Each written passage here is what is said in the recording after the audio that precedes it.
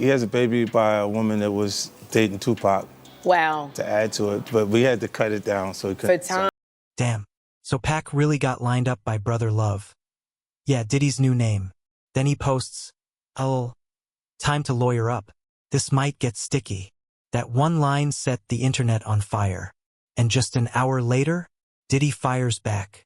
Now 50 Cent is pulling the curtain all the way back, revealing new details about Tupac's murder that were buried for nearly 30 years. This wasn't random. This wasn't chaos. This was power, money, silence, and a truth they never wanted exposed. It's a mixture, of things. But 50 decided to play on that because that's been the hot topic after Keefe D, got arrested. And he posted on his Instagram the last photo of Tupac alive, which is him in that BMW, and then Suge's about to get driving. That is the allegations that Diddy allegedly hired someone to murder Tupac. And the story of Diddy allegedly hiring someone to get at Tupac is a story that's mixed up with a lot of different sides of story. They told us Tupac died over rap beef. East Coast versus West Coast. Ego. Chaos. Wrong place, wrong time. That story spread fast because it was easy. No follow-up questions. No accountability. And no one had to ask the most important thing: who benefited from Tupac being gone. When a murder gets labeled as random violence, motives disappear. Money gets ignored. Planning gets buried. Because chaos is convenient, and planning is dangerous. It was a lot. You had to pick and choose things. Like even in an area where he chooses to date people who he knows previously dated someone. He has a baby by a woman that was dating Tupac. Wow. To add to it, but we had to cut it down so he couldn't. For time. The music industry leaned into the chaos. A messy rivalry sells records, documentaries, and headlines. But a coordinated hit backed by power and money? That story doesn't sell. It threatens reputations, careers, and legacies. That's why people like 50 Cent never bought the official version. From the outside, he watched the narrative get locked in fast, and saw how aggressively deeper questions were shut down. And the timing isn't random. These details are resurfacing now because the walls protecting old secrets are finally cracking. Trials, testimony, and unfinished business are dragging the past back into the light. I don't think that's a good business plan to kind of go after each person specifically. This one, the timing was, I knew what it was going to turn into. Yeah. And he refused to file bankruptcy. 50 Cent isn't a random voice chasing headlines. He was close enough to see how power really moves, but never close enough to be owned by it. He survived 9 gunshots. That alone changes how you understand violence. When you've been shot, you don't romanticize street legends. You recognize planning, intent, silence. You know the difference between reckless emotion and organized harm. And for years, he stayed quiet because speaking without proof is how people get erased, discredited, or worse. Rappers, if there was any beefs, they would have like diss tracks. Yeah. It would be the diss tracks. Now it's just like a docuseries. So I feel like am I the one getting older? It's a docuseries. So like if you have a beef, who's gonna be the next docuseries about? One of the most disturbing parts of this story is the possibility that a confession was hiding in plain sight.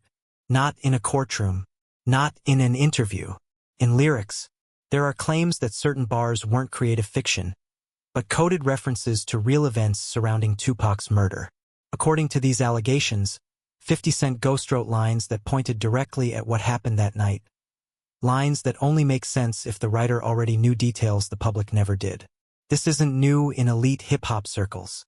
Coded language has always been the way to say what can't be said out loud. You hint instead of accuse. You confess without confessing. It creates plausible deniability while signaling the truth to the right people. For years, those lyrics were dismissed as bravado. But when you line them up with court statements, witness timelines, and the same names resurfacing again and again, coincidence disappears. What once sounded abstract starts sounding precise, too precise to be accidental. More people are revealing things, and I'm sure Keefe D is going to probably say a lot more now that he's locked up. He's going to try to be in a situation that he can get out of. Suge Knight has alluded to the fact that Diddy probably put a hit on them, and there's been a lot of gang stories and behind the scenes. Then there's the allegation that turns everything upside down. A $1 million bounty on Tupac's life. That number changes the entire conversation. $1 million isn't emotional revenge money. That's business money. It signals planning, coordination, and intent. According to statements tied to KFD, this wasn't rage after a fight. It was an agreement. And that's why those words matter. Street rumors shift. Legal statements under pressure don't. What matters just as much as the money is how it allegedly moved. No direct orders. No clean paper trail. Intermediaries everywhere. That's how real operations function. You separate the planner from the shooter, the money from the hands, the intent from the act. Everyone gets plausible deniability. And for decades, it worked. The lack of direct evidence was treated as innocence, not as proof of sophistication. Look at this like this is a show. Okay. Because they're both way past their tradition. Once you look at Tupac's murder through that lens, the whole story shifts. This wasn't spontaneous retaliation. The MGM Grand fight wasn't the cause. It was the trigger. It created cover. It gave the media something loud and simple to chase while something far more calculated moved in the background. A paid operation doesn't look like rage. It looks like patience. That's why 50 Cent's claims matter now. He's not rewriting history for attention. He's pointing out that the official version only survives if you stop asking hard questions. The moment you follow the money, the timelines, and the silence, the old story collapses. Tupac wasn't just a rapper caught in chaos. He was a problem for powerful people. And problems like that don't disappear by accident. The MGM Grand fight gets framed as a random ego clash. Two guys cross paths, tempers flare, fists fly, end of story. But that version falls apart the moment you slow it down. Tupac didn't swing on Orlando Anderson for no reason. There was history, tension, recognition. Pac believed he was confronting someone who'd already crossed a line. And he reacted the way Pac always did. Loudly, publicly, no hiding. Cameras everywhere. Witnesses everywhere. That detail matters. He refused to file bankruptcy. Well, yeah, because just his ego. I would have filed bankruptcy immediately. I don't mind bankruptcy. Oh, you, I'm not going to pay. I'm filing Chapter 11 so fast, your head's going to spin. I'll be back. You go, what happened? No, I'm just not going to pay. Because that fight didn't just end in a hotel hallway. It created the perfect excuse for what came next. Suddenly, the narrative was ready-made. If something happened to Tupac, people could shrug and say, you saw the fight, cause and effect. Simple. But that's where things get uncomfortable. Security that night was unusually loose for someone of Tupac's stature. Gaps, delays, confusion. In a city built to protect celebrities, things didn't just slip. They slid. Then there's the timing. The fight happens, and nothing follows right away. No immediate retaliation. No chaos in the streets.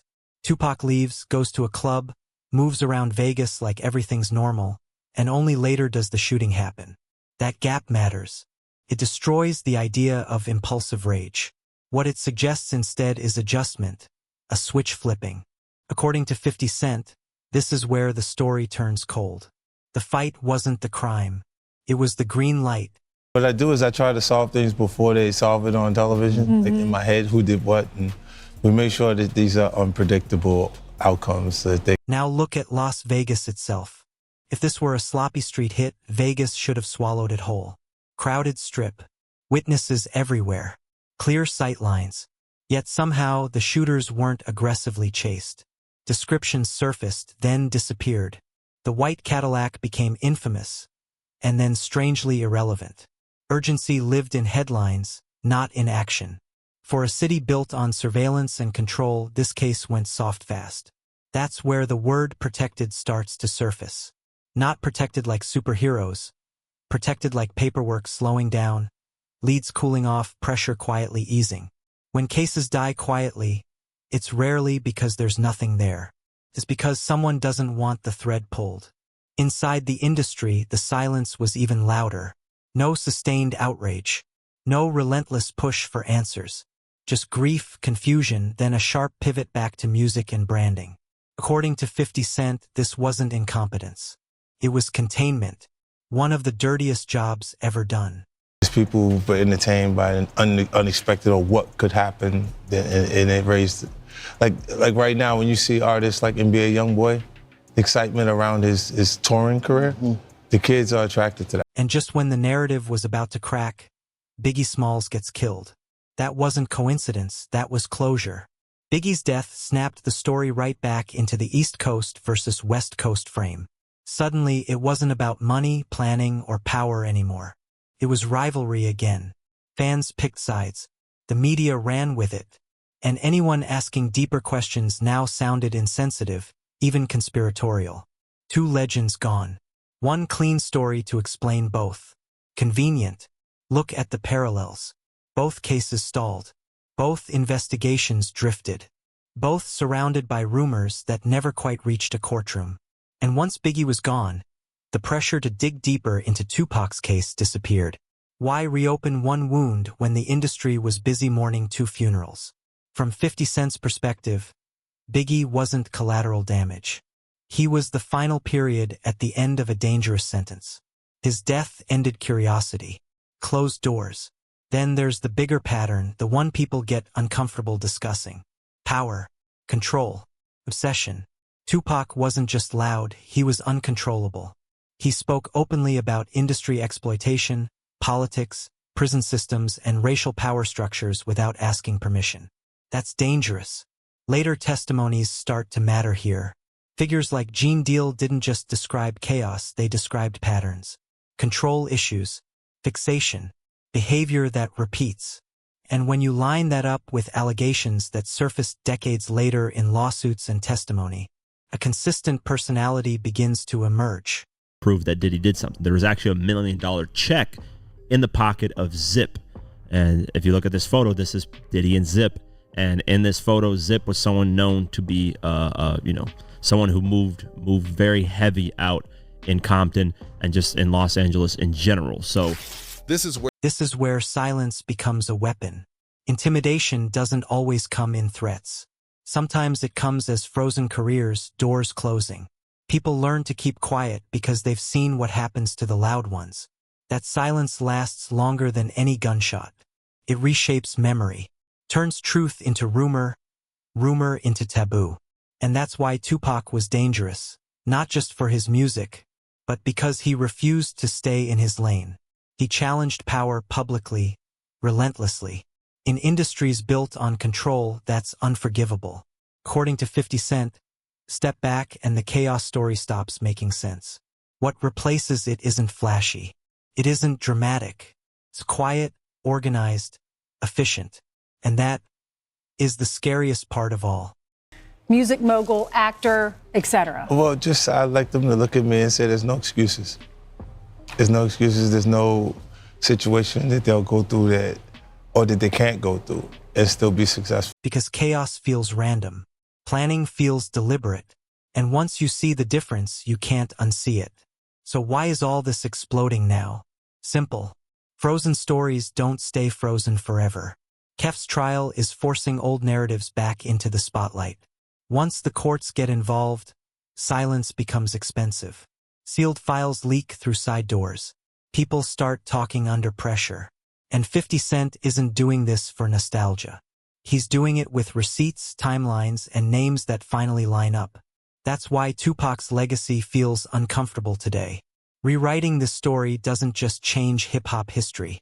It exposes how power really operates. Truth now matters more than comfort. And the scariest question isn't about Tupac.